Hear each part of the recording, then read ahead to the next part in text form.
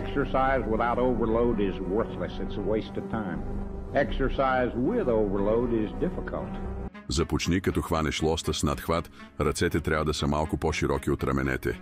Укачи се свободно, изпъни ръцете напълно и стегни корема, за да държиш тялото стабилно. Започни движението нагоре, като свиваш лактите надолу и назад. Не използвай инерция, набирай се с контролирано движение. Брадичката трябва да мине над лоста. Спускай се бавно, без да се отпускаш рязко. Напълно изпъни ръцете в долна позиция. Дръж гърба изправен, а гърдите вдигнати. Погледът трябва да е напред.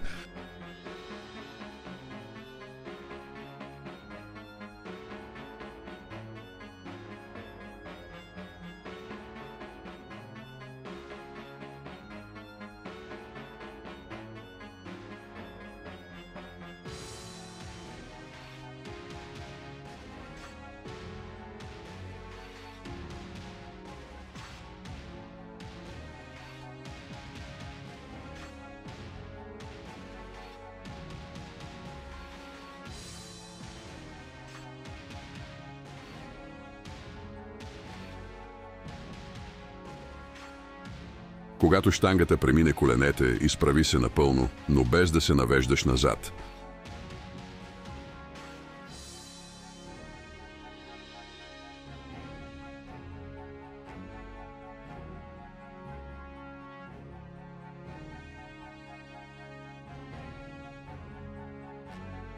Слагам още 40 кг и стават 110 кг.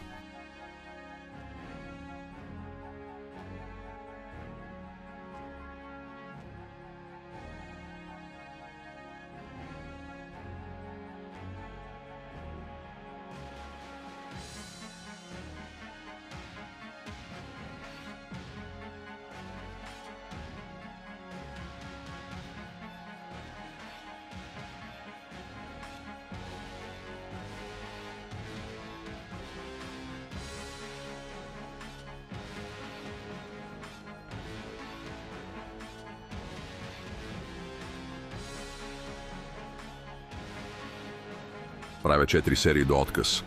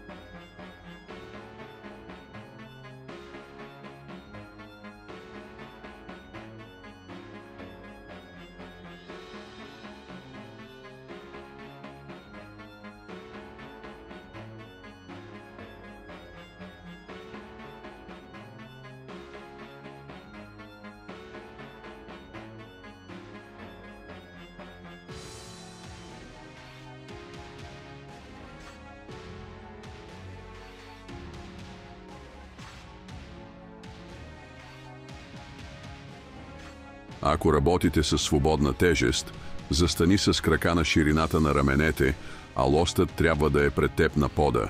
Наведи се напред, като сгънеш леко коленете и хванеш щангата с надхват или смесен хват, малко по-широко от раменете. Гърбът трябва да е прав, а торсът леко наклонен напред, около 45 градуса спрямо пода. Стегни корема и задръж стабилна позиция. Започни, като издърпаш щангата към долната част на корема. Дръж лактите близо до тялото и не ги разтваряй в страни. Фокусирай се върху контракцията на гърба, а не върху ръцете. Спускай лоста бавно и контролирано до пълно изпъване на ръцете. Поддържай напрежение в мускулите и не отпускай рязко.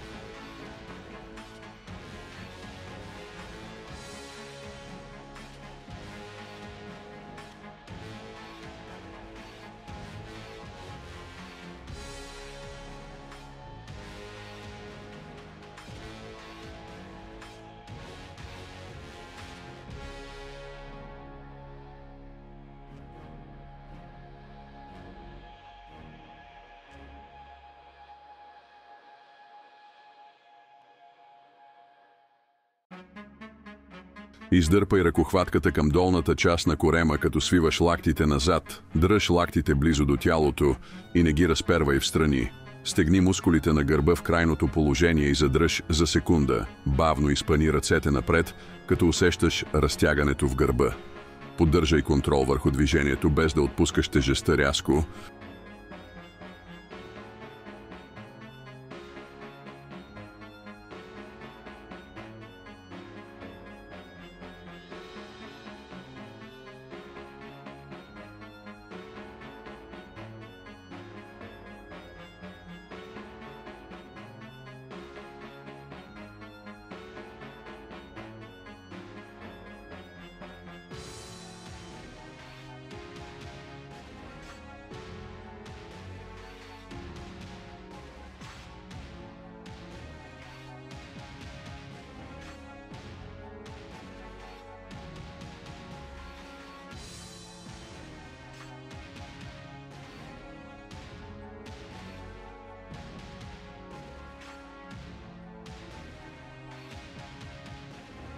Седнете изправени, с леко изпъкнали гърди и прибрани лопатки.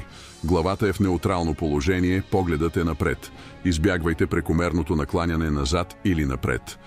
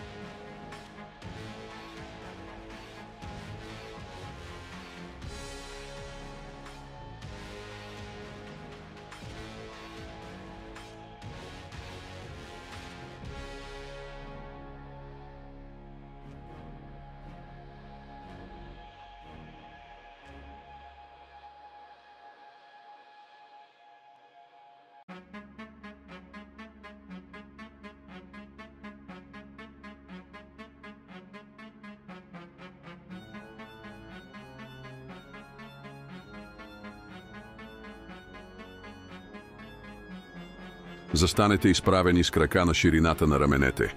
Вземете по един дъмбел във всяка ръка с неутрален хват, дланите обърнати към тялото, или надхват, в зависимост от вариацията. Ръцете са изпънати надолу, а лактите са близо до торса. Започнете да сгъвате ръцете в лактите, като постепенно завъртате китките, ако започвате с неутрален хват, докато дланите се обърнат нагоре, супинация. Дъмбелите се издигат към раменете, но без да ги докосват. Съсредоточете се върху свиването на бицепса, като движението идва само от предмишницата, а горната част на ръката остава неподвижна.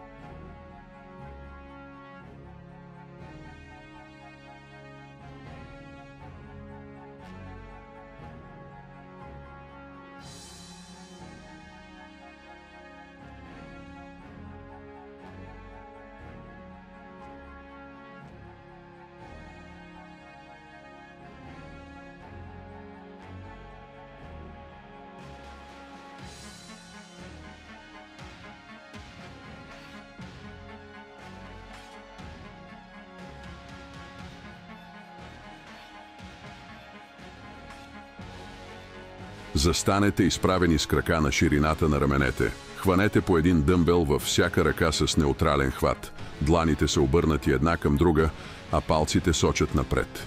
Ръцете са изпънати надолу, лактите са близо до тялото. Сганете ръцете в лактите, като повдигате дъмбелите към раменете. За разлика от класическото сгъване, тук китките не се завъртат. Хватът остава неутрален през цялото движение. Движението трябва да идва само от предмишницата, докато горната част на ръката е фиксирана. В горната точка задръжте за кратко, стиснете мускулите на ръката, но не позволявайте на лактите да се изместват напред или нагоре. Фокусът е върху контролираното свиване на бицепс брахиалис.